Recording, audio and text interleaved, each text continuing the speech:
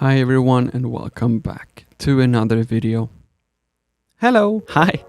Yes, that is right, I am still here, and I guess that means I also have some explanation to do, since based on the almost 2,000 comments I got on my previous video, a lot of you aren't actually watching to the end of my videos before leaving a comment. So if you are one of those many people who did not watch to the end of my previous video, then first of all, you might be very confused to why I am still here in my studio. But second, you should know that I am very happy over my life here in Taiwan, which is why I have decided to not leave Taiwan for at least the next couple of years. I do of course realize that if you see the thumbnail, if you see the title, and especially if you do not watch until the end of that video, you will of course assume that I will leave Taiwan right away. A lot of you people assume that I had actually already left Taiwan for some reason. We might talk about this in a future video, but I was also confused myself because I was very surprised by the number of people leaving comments without watching till the end. And to me, it's basically like if you will go to the cinema and you will watch Lord of the Rings, The Return of the King, and then just halfway through, like get up, leave the theater, and then still leave a bad review saying that I watched half of it and there was no Return of the King. But with that said, now when I am realizing that not everyone may have time to watch the entire video, if you clicked on this video to see how happy I actually am here in Taiwan, then the short answer to that is that I am very happy here in Taiwan, which is also why I decided not to leave Taiwan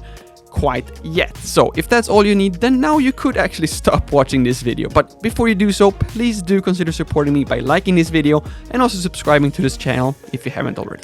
But to everyone else who may want to know a little bit more and to know the details about why I am so happy living here in Taiwan and why Taiwan is such a happy country to begin with, especially for foreigners, then continue watching, because in this video we're gonna talk about that Taiwan, for the third year in a row, is actually the best country in the entire world for expats, according to internations.org. They've done a survey where they've asked foreigners living in countries all over the world how happy and satisfied they are about their country, and a bunch of different other categories related to them living abroad. And if you watched my previous Chinese live stream with Yuanyuan last week, then you may already know these different categories that we are going to cover in this video. But since you, statistically speaking, did not watch my entire 1 hour live stream, I figured I would give you a second chance to get the 8 minutes recap, and this time in English as well. So this way everyone, including all the foreigners who are currently living in one of the other not so great countries according to internations.org, may also see this video, get their eyes open, and discover Taiwan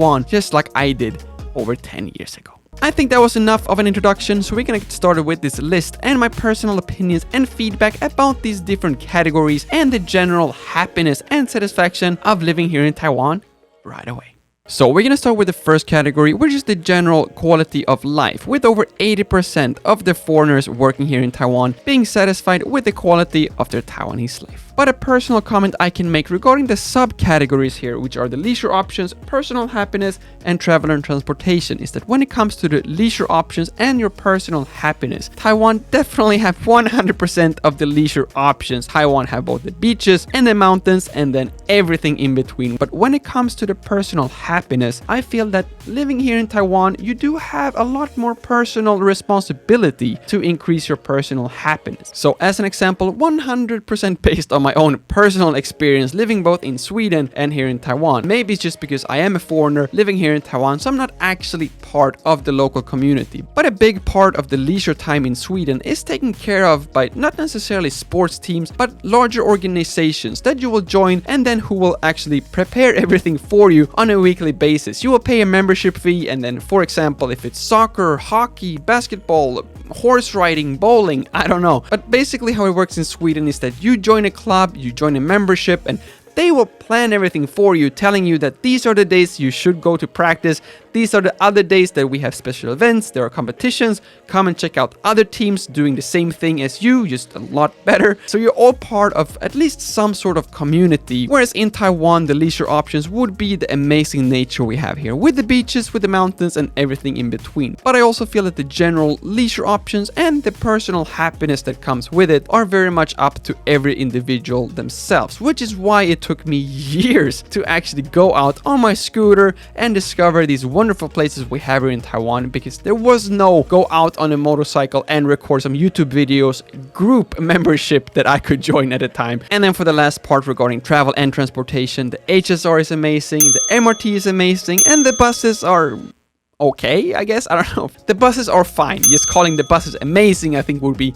overstepping the use of the term amazing. I don't know if GoShare counts to the general transportation of an entire country, but GoShare, always have my thumbs up. Other categories in this survey was health and well-being and safety and security. And I'm not gonna talk in too much detail about the example I made with my friend who did not have health insurance but damaged his finger, so he had to go and visit the doctor. If you want to know the entire story, what happened with my friend, please go and check out the Chinese live stream I did with Yuanyuan last week. But long story short, the overall health and well-being here in Taiwan is simply amazing. Something that 96% of all the expats living here in Taiwan are agreeing with me as well. Another thing that is definitely noteworthy regarding the category of safety and security is that 100%, every single one of the foreigners that were asking in this survey felt personally safe living here in Taiwan, which I of course personally 100% agree with as well. Another category where Taiwan did exceptionally well was digital life. And I have to agree that when it comes to getting access to something offline versus online here in Taiwan, then due to the fact that Taiwan is such a small country, then online deliveries and just online services in general, I feel is just absolutely amazing. At least before the now level 3 restrictions, when 24 PC home was still 24 PC home and not 240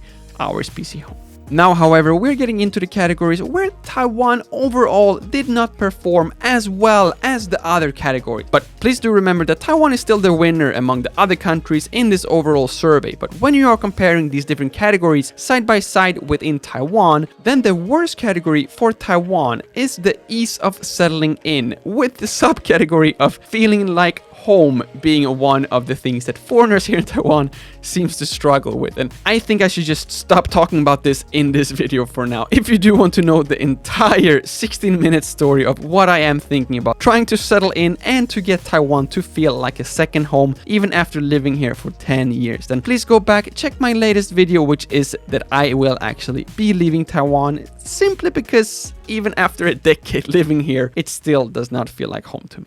I should, however, mention that within this same category, then friendliness, which is the friendliness of the Taiwanese people towards foreigners, is something that 96% of the foreigners living here in Taiwan, including myself, think that that is something that the Taiwanese people are doing extremely well. I also don't think this is something that we need to go into any more detail in this video. This is something that I have covered on several different occasions before. This is something that I think every single foreign YouTuber here in Taiwan also have talked about, and the Taiwanese people are absolutely amazing towards foreigners, to that point that foreigners are being treated better than the average Taiwanese person, which I think is simply unheard of in every other single country on this planet. Next category in this survey is finding friends, with only, I would say, 62% of the foreigners living here in Taiwan finding it easy to finding new friends here in Taiwan. And I think I'm just gonna skip this question here as well. I tried to explain this in the live stream as well. Basically, my point was that in other countries, we do have a more common interest when it comes to the sports I previously talked about. For example, it doesn't matter if you go to Stockholm, France, UK, US, Indonesia, or even India. Every single one will have their favorite soccer team. If there will be a soccer game on the TV in a sports bar, everyone will be able to relate and then have that as a base and foundation for new friendships. Whereas in Taiwan, it is very hard, especially for a newly arrived foreigner, to have anything common with the average Taiwanese person, I feel. Especially since most Taiwanese people on the first week of a new foreigner arriving insist of taking them first to a night market and a KTV, which is something that I would say almost no, at least Western foreigner, will be able to relate to from their home countries. Is this right or unfair? Honestly, I cannot really tell, but something that I do agree with being 100% unfair is the work and leisure balance between foreigners and Taiwanese people here in Taiwan. So, according to this survey, 74% of the foreigners working here in Taiwan are happy with their work and life balance. But my personal thoughts about this is that this number specifically would look very different if we would be asking Taiwanese people about their say in this as well. But again, this entire survey is only about foreigners working here in Taiwan. So when it comes to foreigners, apparently 74% of people are very happy with their work and life balance. And apparently the remaining 26% here are the YouTubers living here in Taiwan who made a mistake of starting their own YouTube channel years ago and now currently only have work and work balance every single day, every single week.